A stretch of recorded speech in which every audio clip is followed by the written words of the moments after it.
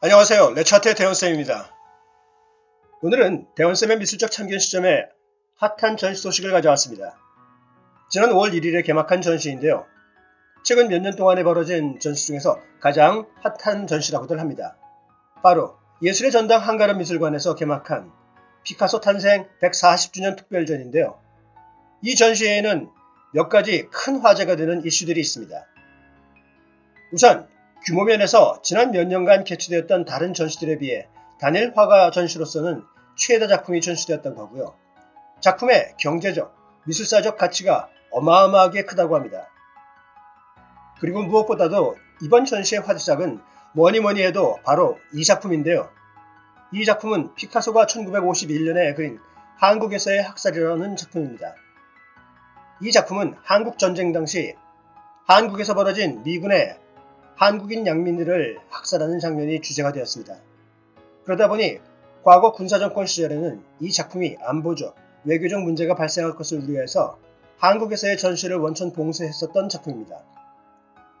이런 작품이 드디어 60년 만에 처음으로 작품의 소재였던 한국에서 최초 전시된 것으로 화제를 일으키고 있습니다. 좀 더 자세한 내용은 잠시 후에 소개를 하겠습니다. 이번 전시에 소개되는 작품들은 총 110여 점으로 유화, 조소, 판화, 도자기 등 피카소의 천재성을 보여주는 다채로운 장르의 작품들이 총 동원되었다고 보시면 됩니다. 우선 이번 전시의 특징을 좀 소개할까 하는데요. 지난 4월 16일부터 23일까지 총 4차례에 걸쳐 항공편으로 각각 2번씩 작품을 운송했다고 합니다. 그 무게도 25톤으로 단일 전시로는 국내 최대 물량이라고 합니다. 과거의 수많은 입체파와 피카소 관련 전시에 비하면 규모나 시각적 다양성에 있어서 훨씬 더 좋은 전시였습니다. 20대 청년 시절부터 예술 작업이 왕성했던 80년대 말년의 작품까지 피카소 미술 70년을 한자리에서 모두 볼 수 있게 구성된 느낌입니다. 아쉽게도 내부 촬영 금지여서 현장에 따끈따끈한 생동감을 드릴 수는 없습니다. 어찌되었든 이 전시를 보게 되면 한마디로 피카소의 작품 세계를 모두 정리해서 보는 느낌이 듭니다. 이와 관련된 섹션은 모두 7개로 연대기에 따라 미술혁명의 시대, 질서로의 회복, 볼라르 판화 연작, 새로운 도전, 도자기 작업, 피카소의 여인들, 전쟁과 평화, 마지막으로 열정 순으로 관람하도록 되어 있습니다. 그렇다면 전시를 보시기 전에 각 섹션별로 대표적인 작품 몇 점씩을 보신다면 어떨까요? 우선 피카소가 20대 때 작업했던 작품들도 피카소를 평가하는데 무척 중요합니다. 특히 그는 블루 시대, 핑크 시대를 거치면서 많은 작품을 만들었는데요. 첫 번째 섹션 제목은 바르셀로나에서 파리, 혁명의 시대입니다. 이 섹션은 기본적으로 피카소의 초기 작품과 입체주의의 혁명을 다룬 섹션입니다. 이 섹션에는 세잔적 입체주의 또는 초기 입체주의라고 불리는 작품들과 분석적 입체주의 작품, 그리고 종합적 입체주의 작품들을 집중적으로 소개합니다. 우리는 흔히 입체주의 또는 큐비즘을 생각할 때 피카소를 떠올리고 한 가지라고 생각하곤 합니다. 하지만 사실 그렇지 않습니다. 입체주의 운동은 조지 브라크를 비롯해 여러 화가들이 활동했고요. 피카소는 아비뇽의 여인들을 기점으로 브라크와 함께 세잔적 입체주의를 시작으로 분석적 입체주의, 그리고 종합적 입체주의로 실험을 확대하였습니다. 인물에 둘러싸여 있는 누드는 아비뇽의 여인들과 연관되는 초기 입체주의 작품입니다. 인체에 인위적인 각이 있도록 표현한 이 작품은 피카소의 입체주의 실험의 시작이라고 볼 수 있습니다. 다음은 만돌린을 든 남자인데요. 전형적인 분석적 큐비즘 작품으로 당시 브라크와 활발한 교류를 하며 실제로 누구의 그림이 누구의 그림인지 구분하기 어려웠을 정도입니다. 일단 사물과 공간과 인물을 마치 그리드를 두고 해체하고 입체로 보는 시각을 가미하였습니다. 또한 분석적 입체주의 작품들은 다소 모노크롬 색조를 사용한 것이 있는데요. 이것 또한 분석적 입체주의 작품들의 특징입니다. 코스염이 있는 남자와 유리잔과 담배 파이프는 후기 입체주의 대표적인 작품들로서 이때부터 피카소와 브라크가 창안한 콜라주 기법도 적극 도입됩니다. 그리고 화풍으로는 종합적 입체주의로 평가받습니다. 그리고 종합적 입체주의는 이전의 초기 입체주의나 분석적 입체주의보다 더 조형적이고 심플하고 평면적입니다. 다음 섹션은 질서로의 회복, 고전주의와 초현실주의라는 제목으로 피카소의 작품에 또 한 번 큰 변화를 주는 시기를 잘 보여줍니다. 그것이 바로 피카소가 짧은 기간이지만 고전주의 작업을 시도하기도 하고 특히 초현실주의 화가들과 적극적인 교류를 하며 그의 작품은 좀 더 그만의 개성을 지닌 초현실주의적 입체 작품이 탄생하게 됩니다. 입체주의적인 스타일은 존재하되 초현실주의적인 사상과 상상이 접목되면서 마치 꿈을 꾸는 듯한 작품들이 나오기 시작하는 것이죠.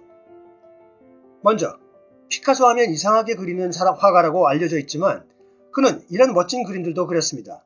그의 아들을 그린 삐에로 옷을 입은 폴, 그리고 편지 읽기는 그의 고전주의적 능력을 잘 보여주는 작품들입니다. 하지만 얼마 안 가서 피카소는 초현실주의적인 실험을 적극적으로 하는데요.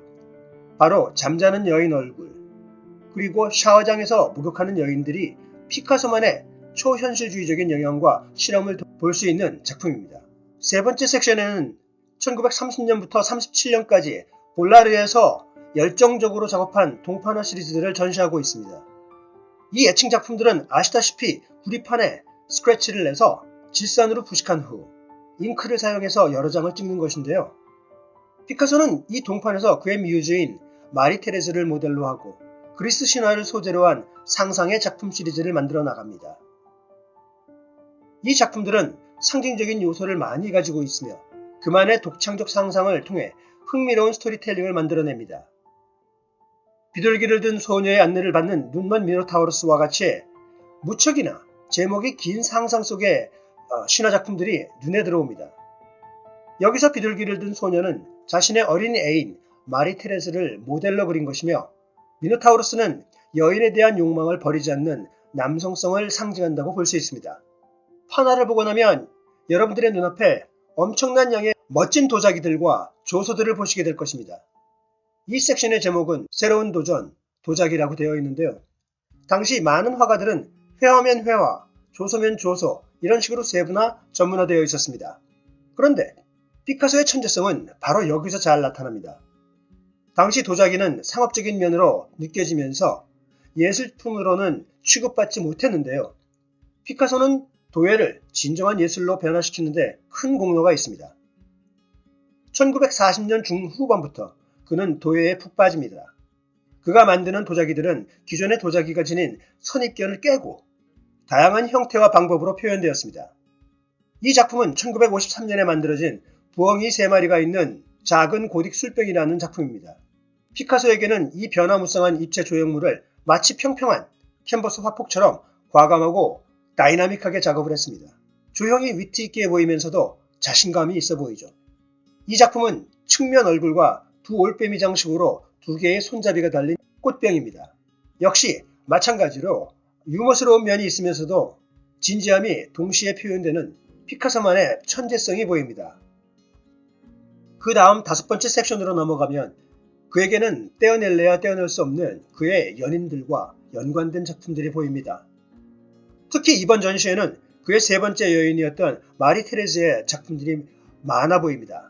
그와 그의 연인들에 대해서 좀 더 알고 싶으시다면 제가 지난번에 특집으로 만들어 놓은 영상이 있으니 위에 링크나 설명에 있는 링크를 통해서 보시면 도움이 되실 것입니다. 시계를 찬 여인, 팔짱을 끼고 앉아있는 여인, 마리 테레즈의 초상 등은 모두 입체주의와 약간의 초현실주의적인 그만의 표현이 가미되어 있습니다. 하지만 이미 1950년대 이후 그의 스타일은 원숙해져 있었고 누구도 따라가기 힘든 그만의 독창적 표현으로 발전했던 거죠. 제가 볼 때 이번 전시에서 가장 주목받는 작품 중 하나는 바로 마리 테레즈의 초상입니다. 마리 테레즈의 초상은 색이 아름답습니다. 피카소의 초기 작품들 대부분의 어두운 색상과는 다르고 초현실주의적인 시절의 단색 또는 회색 계열의 작품들과는 다르게 느껴집니다. 온화한 파스텔톤으로 아름다운 그의 애인이었던 마리 테레즈를 마치 여신과 같이 상징합니다. 파란 모자를 쓴 여인의 상반신도 그의 여인을 상징합니다. 바로 도라 마르였죠. 마리 테레즈의 여성적 묘사에 비하여 차가운 파랑색을 쓰고 냉철하고 인텔리적인 느낌의 당당한 도라 마르의 성격을 잘 나타내고 있습니다. 누가 보아도 두 여인과 두 그림은 확연히 다른 느낌입니다. 그 다음 섹션으로 넘어가면 초미의 관심으로 화제가 되는 한국에서의 학살이 전시되어 있습니다. 한국에서의 학살은 게르니카, 시체 구덩이와 함께 피카소의 3대 반전에 대한 시각적 표현 작품이라고 합니다.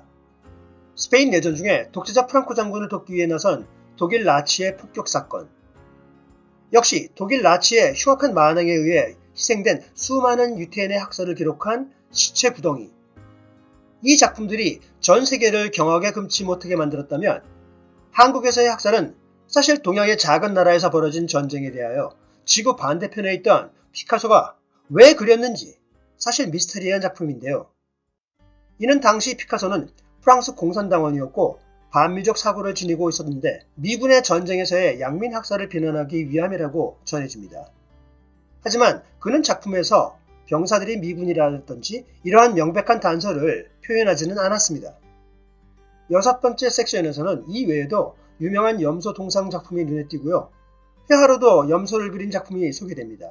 합판 위에 목판과 유화물검으로 그렸는데요. 느낌이 좋았습니다. 마지막 7번째 섹션에서는 피카소의 노년기에 그린 작품들이 전시되어 있는데요. 특히 깐니의 해안과 두 팔을 벌린 여인이 눈에 띄는 걸작이었습니다. 전체적으로 균형이 있고 다양한 전시라는 생각이 들었고요. 교과서에서나 볼 수 있는 그런 좋은 작품들도 여럿 보였습니다. 하지만 기사와 전시 후기들에서 알려진 글들에 비해서는 규모나 내용물이 그다지 최다라는 말까지 하기에는 2% 정도가 부족했다는 것이 제 욕심 어린 생각입니다. 아마도 저는 미국과 스페인에서 피카소 미술관을 직접 방문해 게르니카를 비롯해서 그만의 작품 수천 점을 본 경험으로 인해서 좀 박한 평가를 한 게 아닌가 하는데요. 아무튼 내용은 손색 없이 좋았습니다. 이번 전시는 2만원이고요. 기다리는 줄이 좀 있는데요. 특히 주말에는 사람이 너무 많아 매우 불편하다고 합니다. 그런데 저는 화요일 오후 4시에 방문했다 보니 한 10분 정도 기다렸습니다. 그리고 중요한 것이 혹시 신한카드가 있으시면 즉석에서 4,000원 할인을 받으실 수 있습니다. 아무쪼록 코로나 시대에 건강 조심하시면서 피카소 탄생 140주년 특별전 꼭 가보시기 바랍니다. 강추해요. 내용이 좋으셨다면 구독과 좋아요 그리고 알람 설정 부탁드릴게요. 그리고 7,000명 구독자 정말 감사합니다. 그럼 안녕!